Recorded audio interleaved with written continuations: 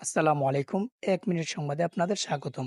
আজ ১৭ নভেম্বর ২০২৪। আজকের সমকালের প্রধান সংবাদ হচ্ছে আঞ্চলিক নিরাপত্তা একত্রে কাজ করতে হবে ঢাকা দিল্লিকে। বে অফ বেঙ্গল কনভারসেশন। বাংলাদেশ ভারত সম্পর্ক হতে হবে পারস্পরিক শ্রদ্ধা ও গণতান্ত্রিক আহঙ্কার ভিত্তিতে। রাষ্ট্র সংস্কারে সবাই সরব। রাষ্ট্রপতি ও প্রধানমন্ত্রীর ক্ষমতার ভারসাম্য রক্ষায় কাঠামোগত সংস্কারে গুরুত্ব দেওয়ার তাগিদ।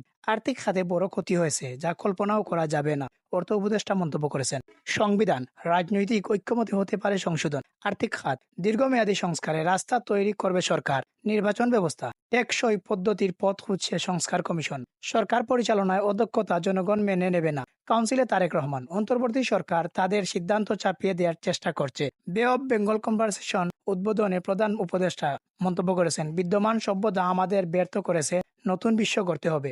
অ্যাডমিনিস্ট্রেটিভ সার্ভিস অ্যাসোসিয়েশনের সেমিনার। প্রশাসন ছিল লুটেরাদের সহযোগী। আমাদের সাথে থাকার জন্য ধন্যবাদ। লাইক, কমেন্ট, শেয়ার করে আমাদের সাথে